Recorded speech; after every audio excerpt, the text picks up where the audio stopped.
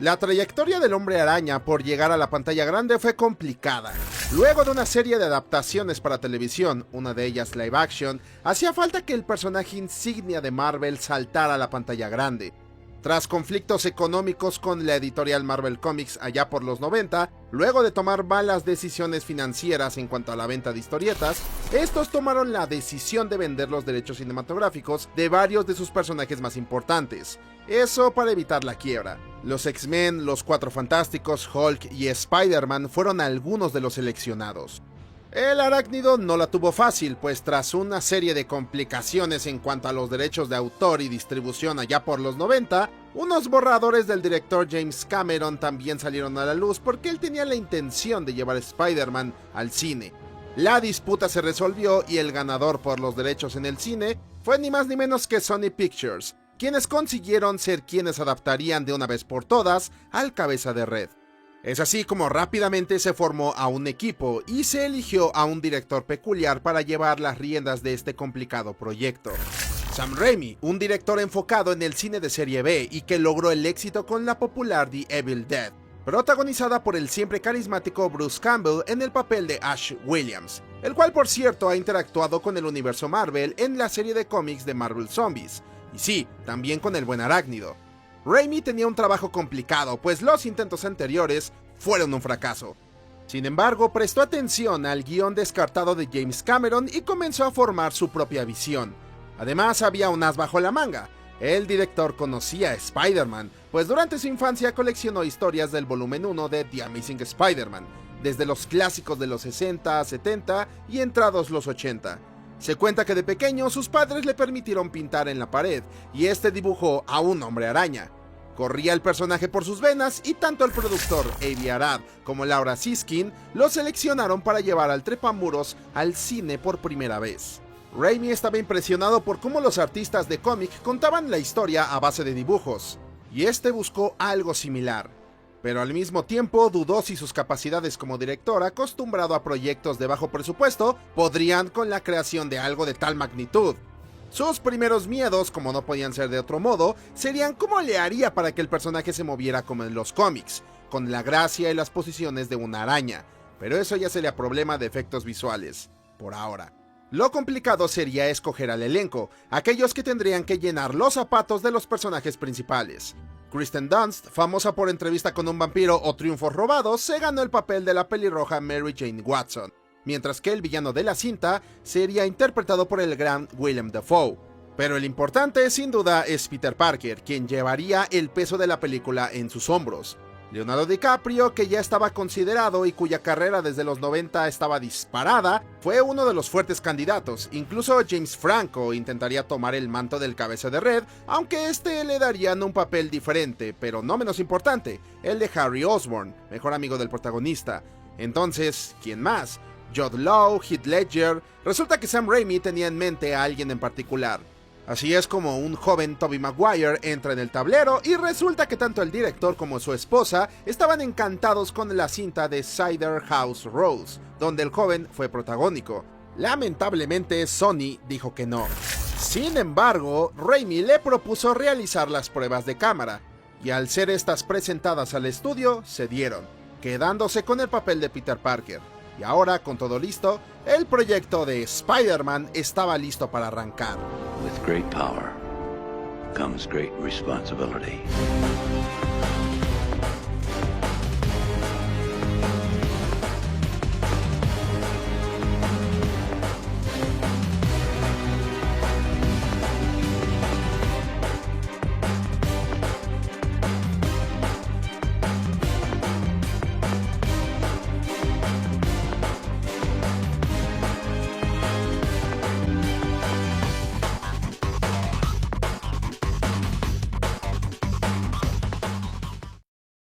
Los conceptos iniciales presentaron ideas de todo tipo, incluso se popularizó una idea del artista David Williams, quien desarrolló un disfraz del arácnido que mezcló el rojo y el negro, que más tarde sería redefinido por el artista de los cómics Alex Ross, quien curiosamente sería erróneamente considerado como el autor de dicha apariencia. Y aunque este fue descartado, los fanáticos no lo olvidaron, y logró agregarse como contenido extra en el videojuego de Spider-Man 2, Enter Electro, y la adaptación oficial a videojuego. Lo más complicado fue establecer la apariencia del protagonista, aunque esta afortunadamente se mantuvo casi intacta. En cuanto a los ojos, algunas ideas eran asemejarlo a los cómics Ultimate, que se volvieron populares a inicios de los 2000, o hacerlos más pequeños como en los cómics de Steve Ditko. Al final, los lentes eran más triangulares, los símbolos también se asemejaron a una araña con patas largas y la popular garrapata de la espalda sufrió un diseño un poco diferente. Además, buscaban que el traje sobresaliera en las escenas, por lo que se seleccionó un color más plateado para las telarañas del traje. Incluso, estas sobresalen con un relieve que se distingue de inmediato. Y por supuesto, originalmente Peter cargaría con los clásicos lanzarredes de los cómics, dispositivo muy famoso en las historietas que, como sabemos, carga con los típicos cartuchos y gracias a los cuales puede enredar criminales o balancearse por la ciudad. Sin embargo, para este caso, se optó por omitirlos y justificar que el personaje puede crear sus propias telarañas dentro de su cuerpo. Idea que curiosamente vino de James Cameron en sus primeros borradores. Sin embargo, el uso de la telaraña orgánica llegó avanzado el proyecto, por lo que aún hay metraje con los lanzarredes incluidos. Además, llegó a colarse en alguna que otra escena de la versión final.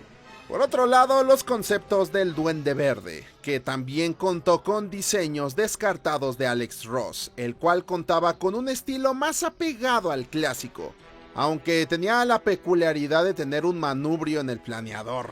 Obviamente, este fue descartado. Por otro lado, también se contaría con una espada, idea que de plano no se consideró, aunque se ve bastante bien. Independientemente de los dibujos iniciales, hay un detalle dentro del Duende Verde que se ha comentado por muchos años, en especial por las ideas que inicialmente parecían bastante atractivas. La máscara del villano. Se consideró usar un animatrónico, el cual podría mover el rostro con expresiones faciales vívidas en cada escena, asemejándose a las que podría ser el actor detrás, lo que permitiría tener algo más similar a las historietas. Sin embargo, además de lo complicado que era sostener esa máscara por mucho tiempo, se consideró muy terrorífica para los niños, por lo que, aunque se ve bastante genial, terminó como una idea descartada. Durante los acontecimientos principales de la historia, el Green Goblin estaría involucrado en proyectos militares, por lo que se pensó adaptar esta idea dentro de su traje. De plano, se eliminaron los detalles morados, a excepción del planeador, que se basaría totalmente en el murciélago que el villano monta en sus apariciones más recientes, alejándose de la vieja escoba de sus primeros números.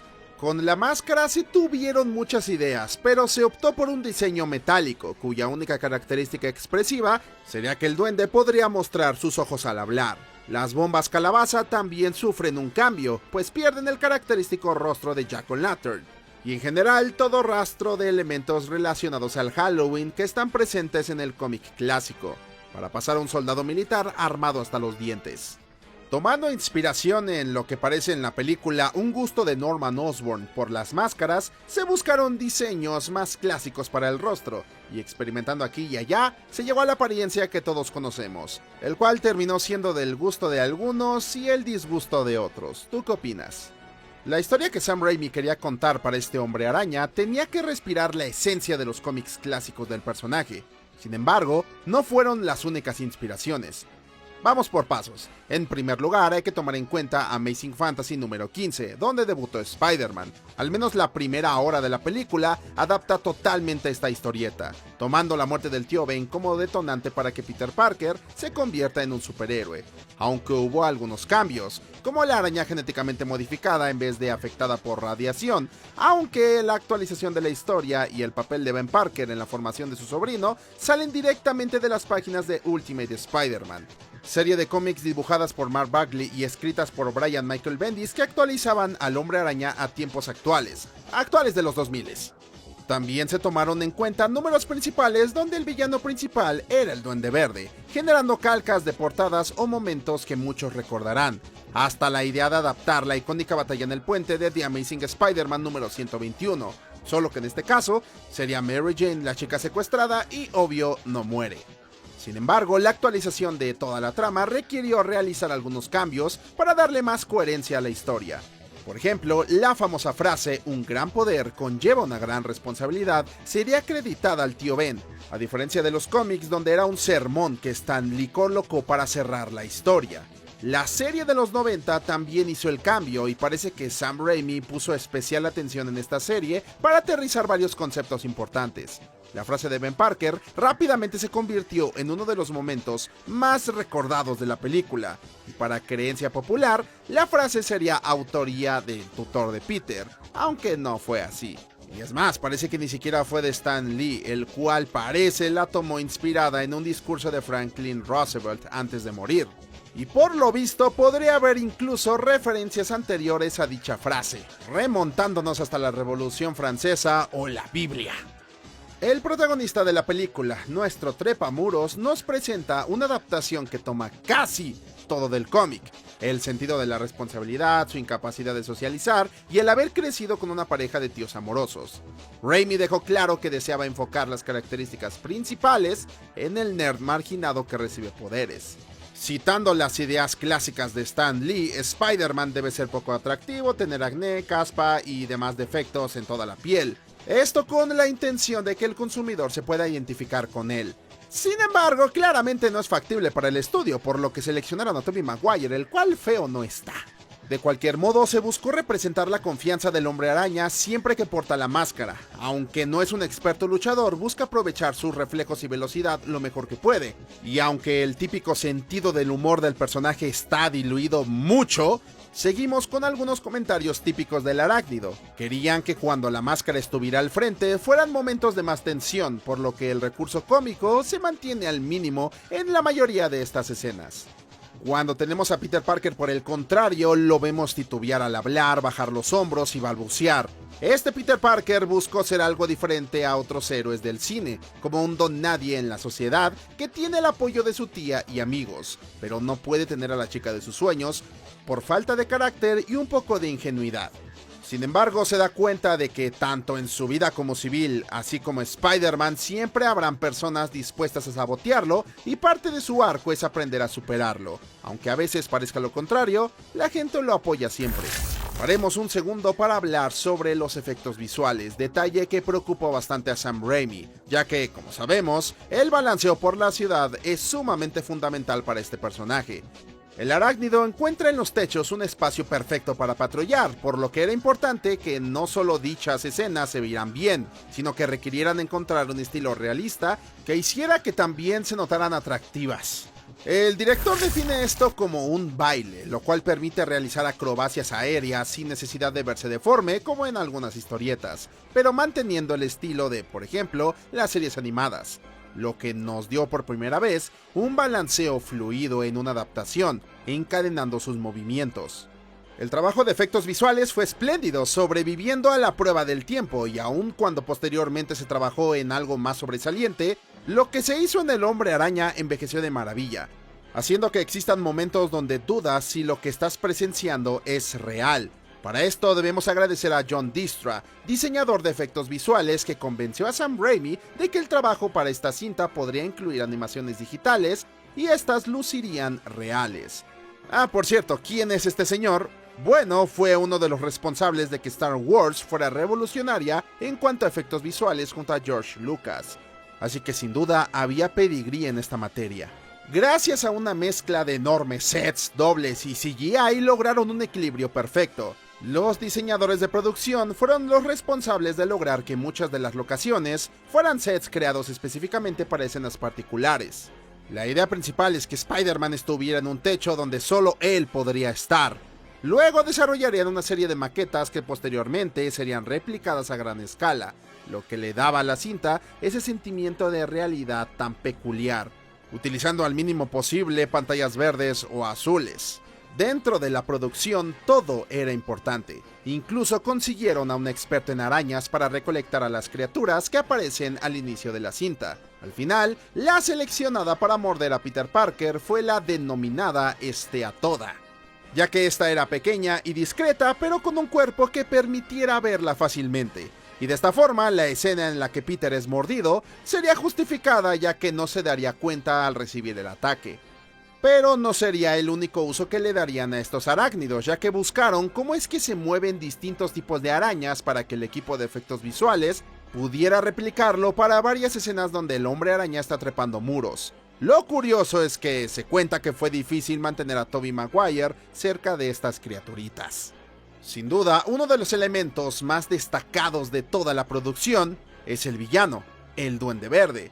Este fue seleccionado como el primer enemigo al que se enfrentaría el Trepamuros, y a diferencia de otras cintas del género de superhéroes, es creado la misma noche que el protagonista, y aunque notamos un enfoque claro en Spider-Man, Norman Osborn no es desapercibido y veremos un poco de su locura y cómo va evolucionando, iniciando como el Green Goblin, que aparece sin que Norman parezca darse cuenta, hasta ver que ambos interactúan y la mente malévola gobierna el cuerpo por completo. Para este papel tuvieron varios nombres en lista, desde Nicolas Cage hasta John Malkovich, pero no podía ser otro que Willem Dafoe. Este actor tuvo el trabajo de desarrollar dos papeles, uno del millonario indefenso y otro del criminal más peligroso jamás visto en Nueva York. Lo más destacable del actor fue que este quiso hacer gran parte de las escenas de acción, sin utilizar dobles de riesgo. Es más, relata cómo para él fue complicado acostumbrarse a estar sobre el planeador, debido al equilibrio que requería. Además, tanto Dafoe como Raimi sintieron que era necesario que la máscara permitiera que se notaran los ojos, y también prestaron atención al estilo de combate, pues debía distinguirse del de Spider-Man, que denotaba agilidad y destreza, mientras el Duende Verde es más pesado y agresivo. Aunque el elemento más trabajado fue en la historia, pues desde los primeros minutos se expone una relación con Peter Parker, la cual va progresando y choca con la rivalidad del Hombre Araña y el Duende Verde. Querían que esto no solo quedara claro, sino que agregaron más drama al asunto. Por ello, la aparición de Harry Osborn, interpretado por James Franco, era importante, ya que hay varios planos en la película que dejan claro cómo Norman pone a Peter por encima de su hijo, detalle que tomará mucha importancia durante las secuelas. El desarrollo de ambos evoluciona constantemente, haciendo también una alusión a lo visto en los cómics, con un Green Goblin que busca el poder por encima de todo, pero al encontrarse con Spider-Man, su conflicto se transforma en algo personal, lo que nunca termina de buena forma. De esa manera, querían lograr un contraste entre ambos personajes. Mientras el héroe busca ser una buena persona y preocuparse por otros, el Duende Verde se impulsa por el egoísmo y el deseo de conseguir lo que quiere, porque sabe que puede hacerlo, lo que lo convierte en la antítesis del protagonista. Para complementar la película se requería un compositor con presencia. Spider-Man ya contaba con un tema icónico en la vieja serie de televisión, pero se necesitaba algo más fresco, acorde a tiempos modernos de los 2000. El Hombre Araña es una cinta que mezcla géneros, acción, drama, romance y toques sutiles de terror. Y así es como tuvieron en mente a una persona que estuviera a la altura del reto, y ese fue Danny Elfman, a quien seguro recordarás por El extraño mundo de Jack o Batman de Tim Burton. El primer paso, que cada situación y personaje tenga un tema característico, o sea, un leitmotiv. Revisemos dos de los más importantes. Para el protagonista, este está asociado al gran poder y la gran responsabilidad, más concretamente al tío Ben. Y lo escucharemos en puntos concretos, por ejemplo, cuando Ben muere, cuando Peter decide su destino, al llegar con presencia a la batalla final contra el Duende Verde y al final cuando acepta las consecuencias de ser un héroe. Dispérsense.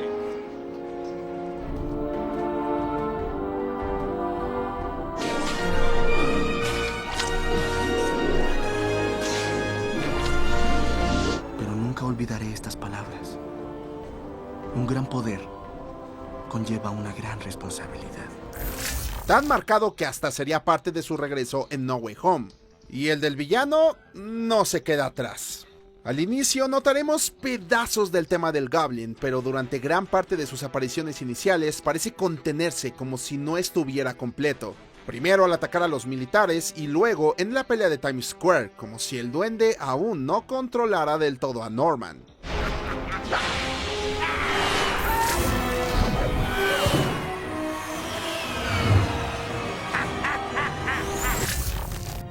Los potenciadores de desarrollo. Bingo. Yo. Tu creación maestra. La primera vez que el leitmotiv está completo es cuando la segunda personalidad comienza a convencer a Norman de que está ahí para que consigan ambos lo que quieren, y de ahí en adelante sonará con más fuerza. James, pobre tonto. ¿Quién es?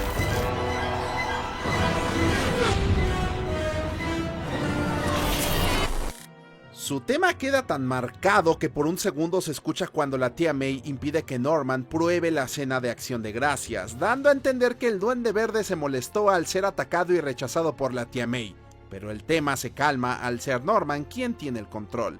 Por cierto, este es tan bello que llegó también a No Way Home, como parte de la presentación del villano. Spider-Man como película y movimiento cultural fue una sensación. Incluso contó con su propio videojuego desarrollado por Treyarch y distribuido por Activision, mismo que sirvió de secuela espiritual para los clásicos de PlayStation 1. En él pudimos revivir los acontecimientos de la cinta más los aportes típicos de este tipo de títulos, villanos como Vulture, Shocker o Kraven el Cazador para los usuarios de la Xbox clásica. Lo más destacable quizá es que contó con las voces más relevantes de la película, Tobey Maguire en un no muy carismático Spider-Man, y Willem Dafoe, quien logró mantener el nivel que mostró en la película. Ah, sí, y contó con versiones diferentes, pero ya saben, eso es tema de otro video en el canal. Al final, la película de Spider-Man recibió comentarios positivos por parte de los fans, aunque algunos criticaron los combates por sentirse sin mucha energía. Incluso hay que recordar que esta película, junto con otras más, estaban siguiendo la tendencia que había marcado Matrix, y todo mundo quería su escena esquivando balas.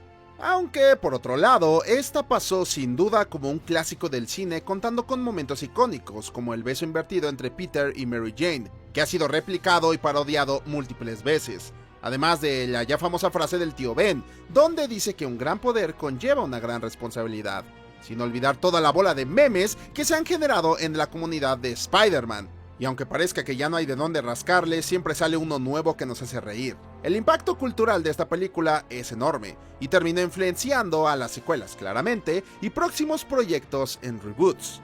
Su legado es incuestionable, y Spider-Man No Way Home lo demuestra. Y hoy, 20 años después, todavía la recordamos.